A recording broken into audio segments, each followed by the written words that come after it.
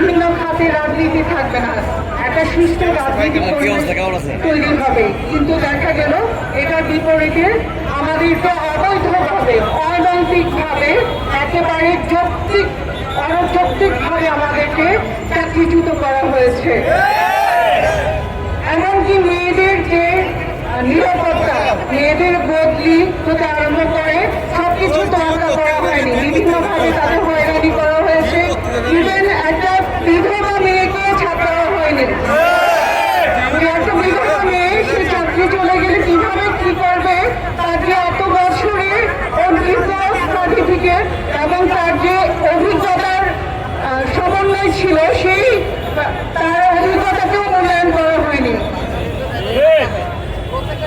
এবং প্রত্যেকটা সেক্টরে তাদের দলীয় লোক ঢুকিয়ে একটি বিশেষ গোষ্ঠী তাদের স্বার্থ সিদ্ধির জন্য আমাদেরকে অবৈধভাবে চাকরিচ্যুত করেছে। আমাদের অভিজ্ঞতা, আমাদের সার্টিফিকেট সবকিছুকে রাতারাতি নিমিশে গায়েব করে দিয়েছে। প্রতিবাদ ও নিন্দা জানাচ্ছি। আমরা বিভিন্ন সময়ে বিভিন্ন মহলের কাছে আমাদের আবেদনগুলো তুলে ধরেছি, কিন্তু আমরা কোনো প্রতিকার পাইনি। তাই যখন গণতান্ত্রিক পরিবেশে একটি ভোট সম্পন্ন হয়েছে, একজন আমাদের নেতা আজকে আমাদের মধ্যে এসেছেন, জনাব তারেক রহমান, আমাদের মাননীয় প্রধানমন্ত্রী, এবং একজন নতুন গভর্নর এসেছেন।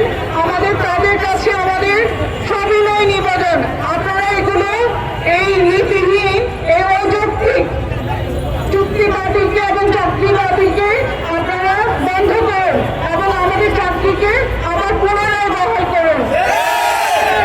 আমরা নেই চাই, আপনারা সবাই, আমরা আমাদের এই বাংলাদেশের নাগরিক, আমরা চাই আমাদের